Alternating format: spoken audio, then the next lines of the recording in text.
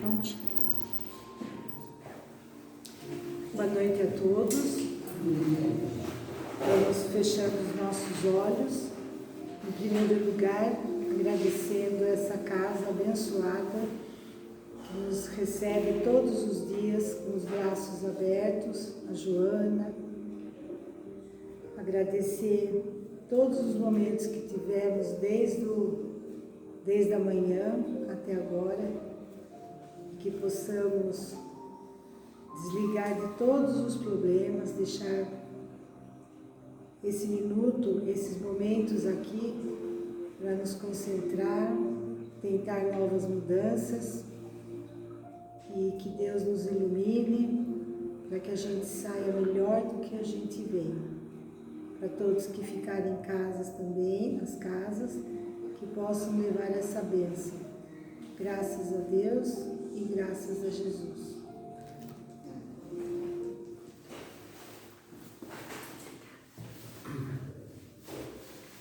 Boa noite a todos. Bem? Hoje nós vamos falar um pouquinho sobre o Evangelho segundo o Espiritismo, capítulo 4, que diz o seguinte: ninguém poderá ver o reino de Deus se não nascer de novo, né?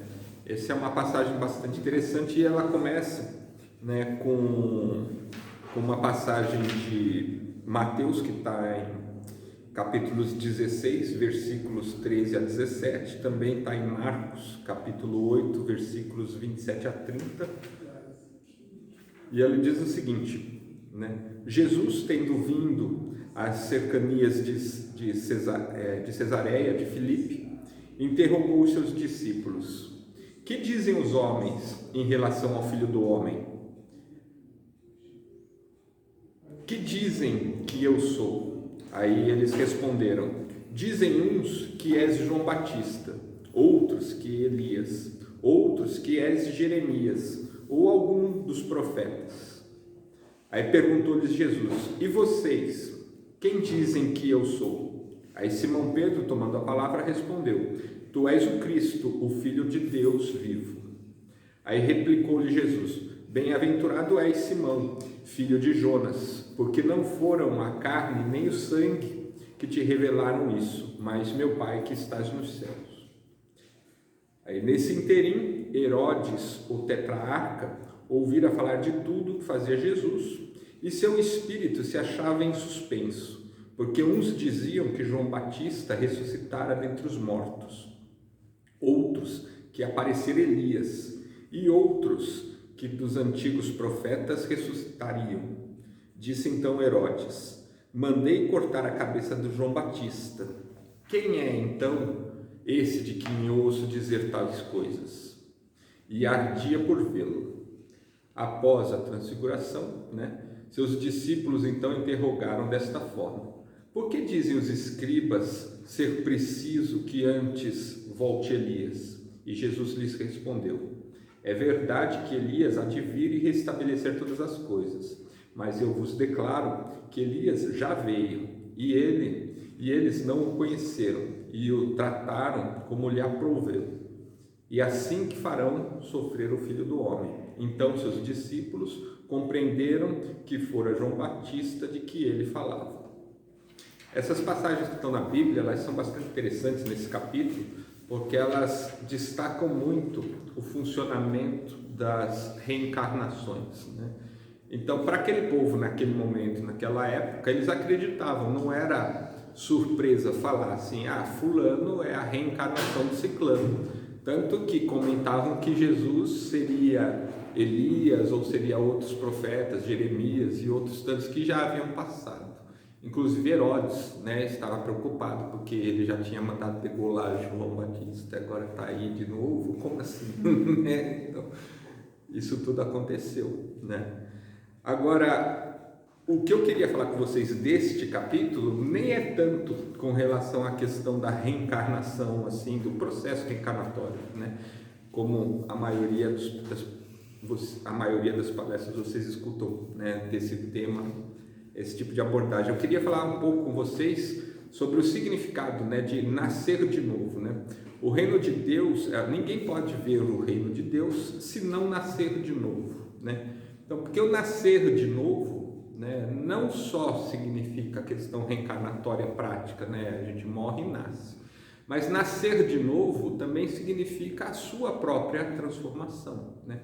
A sua modificação. A gente não vai atingir o nosso crescimento, a gente não vai atingir a nossa evolução, a gente não vai conseguir galgar o nosso crescimento se nós não nos transformarmos, não nascermos de novo, né? Então, mas não só na questão encarnatória, mas como pessoa, no nosso íntimo, modificarmos. O objetivo da nossa encarnação, ele é nos tornar melhores, é só isso. Esse é o objetivo principal que todos nós temos em comum. Nascemos para nos tornarmos pessoas melhores, espíritos melhores, né? E como é que isso se dá, né? Através de toda a problemática que nós vivenciamos na nossa encarnação. Às vezes nós temos N tipo de desafios, de problemas, mas na verdade todos eles nos movem para uma modificação interna dos nossos padrões de pensamento, comportamento, atitude, e é exatamente isso que faz com que nós nascemos novamente, né? Então, a partir daí nós vamos nascer de novo, nós vamos nos transformar, nos modificar. Então esse é o processo real, né? E é esse o processo objetivo das nossas existências. Muitas vezes a gente gostaria que a vida fosse de fato assim muito tranquila, né? Muito fácil, muito boa, né? Que a gente não tivesse problemas no nosso horizonte. Mas isso a gente pensa porque nós estamos inseridos nesse cenário. Agora imaginem que antes de nós estarmos aqui inseridos nesse cenário, todos nós somos um espírito, né? Cada um de nós é um espírito, né? Estamos encarnados, mas somos espíritos. E cada um de nós é um espírito muito antigo. É um espírito que já provavelmente viveu nos 7 cantos, né, desse mundo, né? Que já falou todas as línguas, que já vivenciou todo tipo de experiência e vai viver ainda muitas outras experiências, né? Vai viver muitas outras existências, muitas outras vidas. Então nós somos isso tudo. Então, quando nós estamos encarnados neste momento, nós não somos só isso que a gente acredita que somos, né? Eu, Adriano, Janaína, Luciano, né? Nós não somos só isso. Nós carregamos toda uma bagagem já de experiências anteriores. E ao longo desse tempo todo, nós vimos sempre aprendendo um pouco mais, um pouco mais, um pouco mais. E o que acontece? Acontece que em determinado momento, como espírito, a nossa consciência se expande um pouco mais e a gente começa a entender que determinados comportamentos da nossa vida, da nossa existência, não são corretos, ou não nos fazem bem, ou não fazem bem aos propósitos do nosso próprio espírito. E a gente começa a trabalhá-los para modificá-los. E como é que a gente, como espírito, a gente vai trabalhar essas coisas para modificar o nosso espírito? Encarnando, encarnando, encarnando. E aí a gente vai encarnar num cenário, né, numa existência, onde esses problemas vão surgir na nossa frente e vão fazer com que a gente pense exatamente naquilo que o espírito estava querendo retrabalhar. Vou dar um exemplo, né?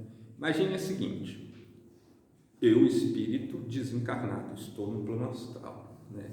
Estou consciente das minhas existências, estou consciente de mim mesmo, estou consciente dos defeitos que tenho, das coisas que eu quero mudar e eu quero melhorar. Então eu decido, vou trabalhar um pouco mais a minha paciência, porque a minha falta de paciência acaba desenvolvendo uma série de outros problemas. Então eu vou trabalhar a minha paciência, certo? Então se eu quero trabalhar a minha paciência para ter mais paciência, eu vou nascer aonde? Num lugar bem complicado. Eu vou nascer com pessoas que eu vou ter maior atrito. Eu vou nascer num lugar onde o meio vai ser complicado. Eu vou trabalhar com pessoas difíceis. eu vou lidar com situações complicadas, né? E parece que tudo na vida vai ser difícil, mas por quê? Porque é para forçar com que eu veja esses problemas de uma forma diferente, que eu transforme. E aí, em determinado momento, eu vou ser um pouco mais paciente, né? Eu já não vou esquentar tanto a cabeça, porque eu sei que a consequência disso é ruim, eu sei que eu me desgasto, eu sei.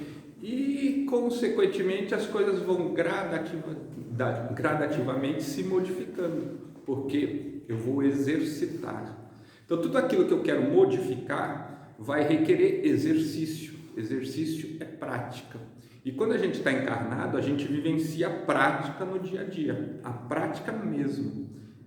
Desencarnado, a gente vê a teoria, né? Ah, legal, né? Então, ser paciente é fácil, paciência é tão simples, né? Aí você fala assim, então encarna lá, né?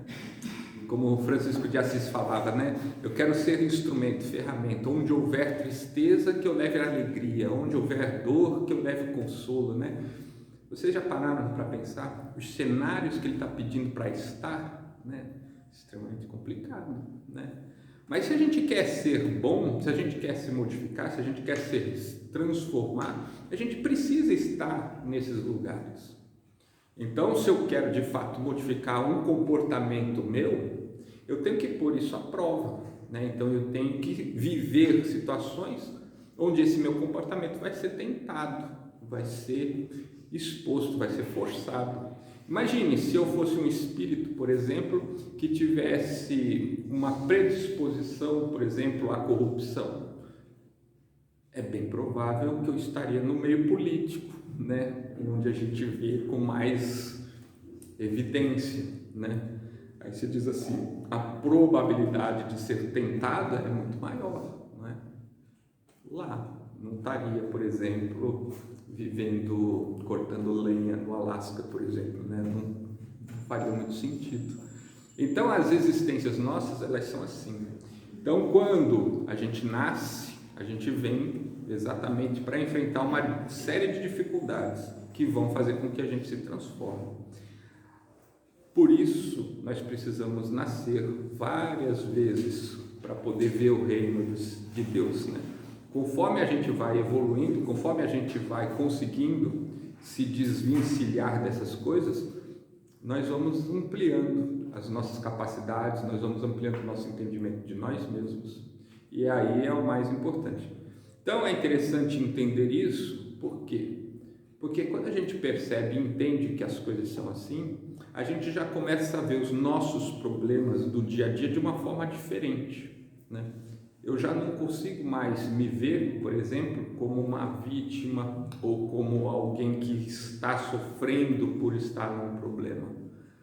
Eu começo a perceber que eu preciso aprender algo com essa situação. Eu preciso entender o que eu preciso aprender. E entrando nesse processo, entrando nessa busca, é o que nós chamamos aqui no Espiritismo, né, de reforma íntima. Eu vou mergulhar dentro de mim mesmo e vou verificar o que de fato está incomodando, o que de fato está sendo obrigado a se transformar, o que está morrendo para nascer o novo, né? Porque a gente não vai conseguir construir algo novo se não derrubar a velha construção, né? A gente precisa disso. E tem até um capítulo mais adiante no Evangelho que é justamente sobre as leis, e aí se fala na lei de destruição, né? Que é necessário destruir o velho, o antigo, para se construir o novo, né? E nas nossas mentes a reconstrução é constante, porque vocês parem e pensem, né? Nós já fomos um pouco de tudo na nossa história, né? Como espíritos, nós já vivemos em todos os cantos, falamos todas as línguas, vivemos em todos os povos. Então nós já desenvolvemos preconceitos, matamos esses preconceitos, criamos outros, né? E assim foi ao longo do tempo. E hoje nós estamos no momento que se diz, né, a transformação, né, do mundo de provas e expiações para adentrar no mundo de regeneração. Isso significa que as nossas vivências expiatórias, né, as nossas vivências problemáticas, elas estão se encerrando para se começar uma vivência em regeneração. Um mundo de regeneração significa um mundo em reconstrução, né? Porque regenerar é refazer, né? Você está regenerando uma planta, quase morreu e de repente ela se regenera, ela recresce de novo, bonita, saudável, perfeita. Então, o mundo de regeneração é um renascimento, é recrescer, crescer novamente, um refazimento, né?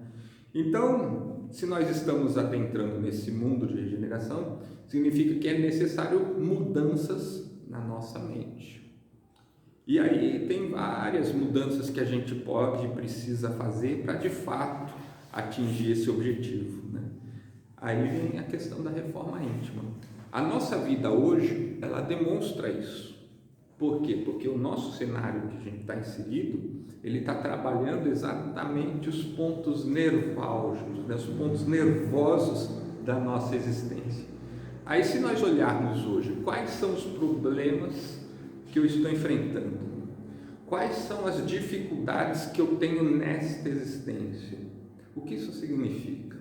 O que está provocando? Qual é o inverso disso? O que isso quer dizer, né? Aí eu vou entender o que eu estava como espírito predisposto a tentar modificar nessa existência.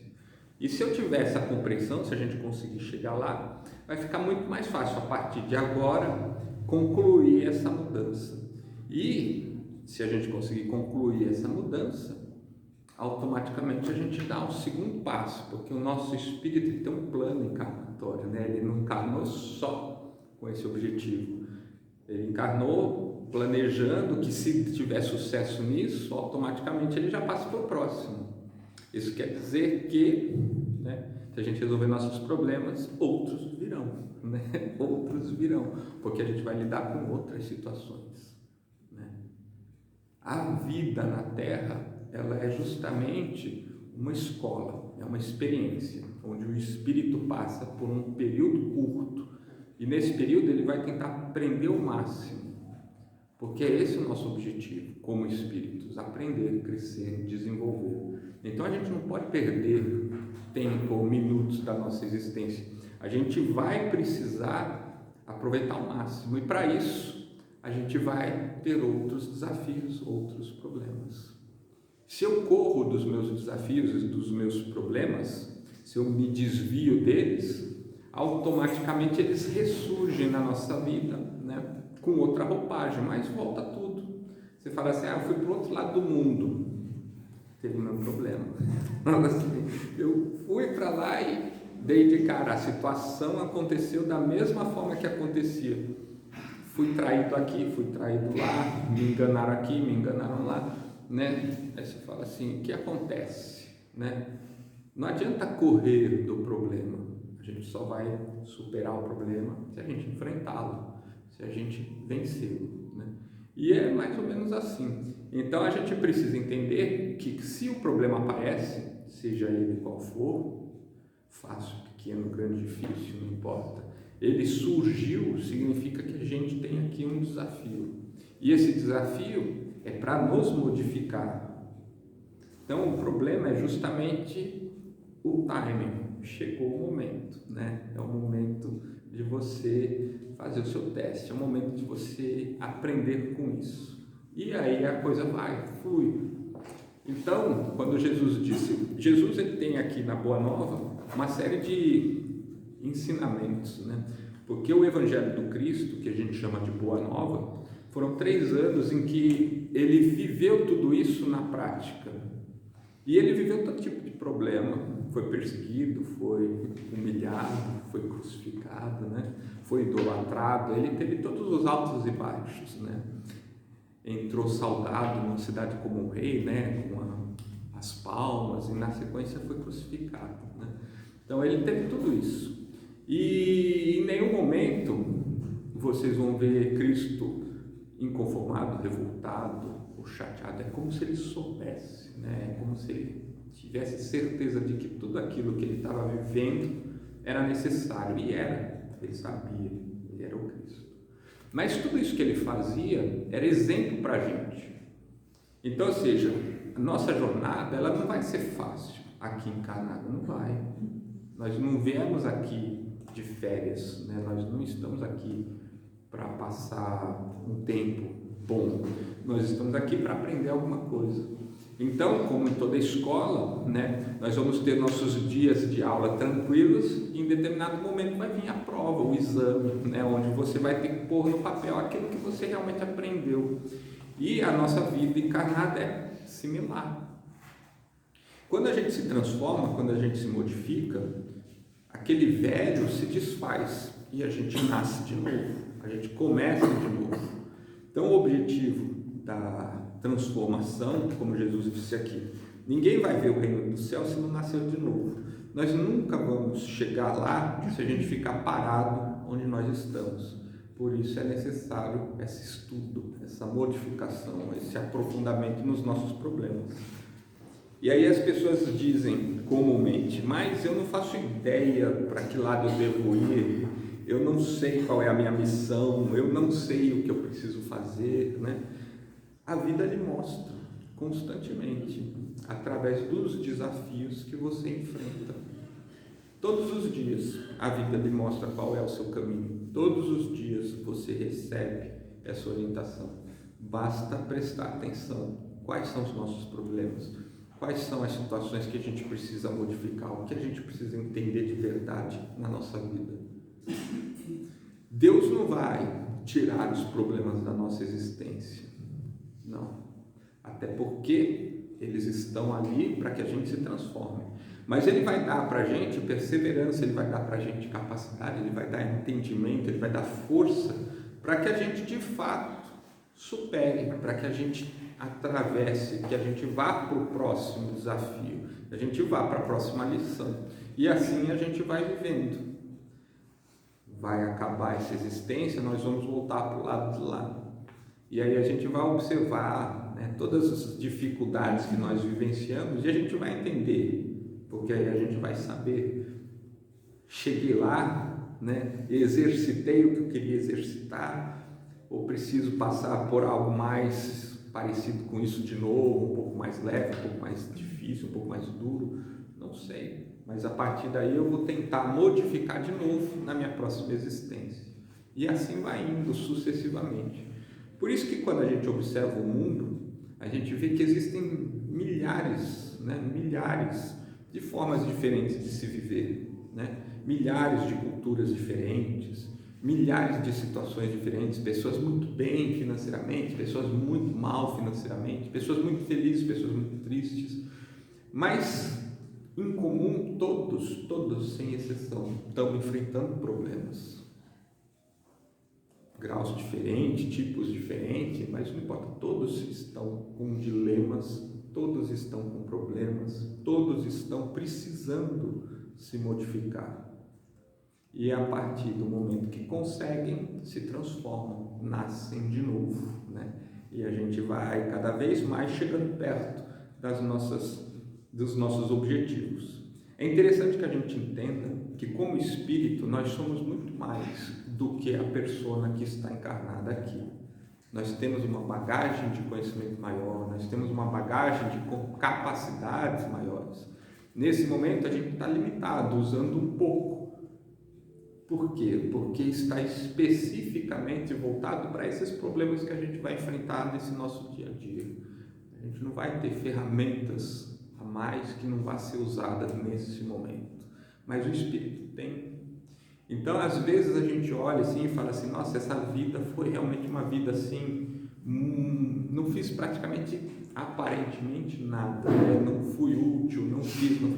Fez sim. Você registrou muita coisa, você aprendeu muita coisa, e isso é o crescimento do Espírito. Não é o título na parede, né, o diploma, não é isso. O objetivo da nossa existência não é nada material.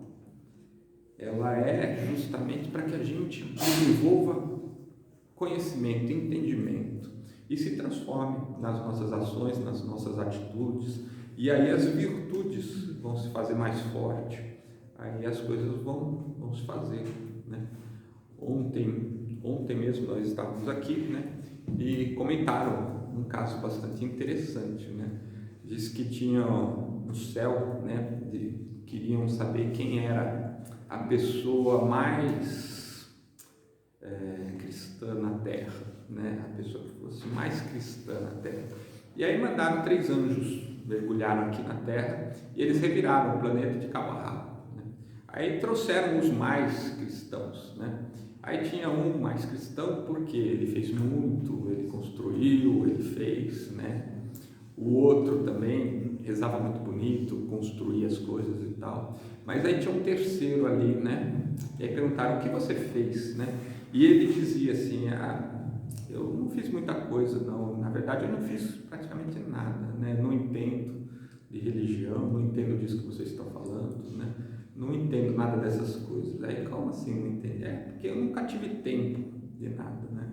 Eu nunca acreditei em Deus, nunca fiz nada disso, porque eu não acredito, eu não tive tempo de entender nada sobre isso.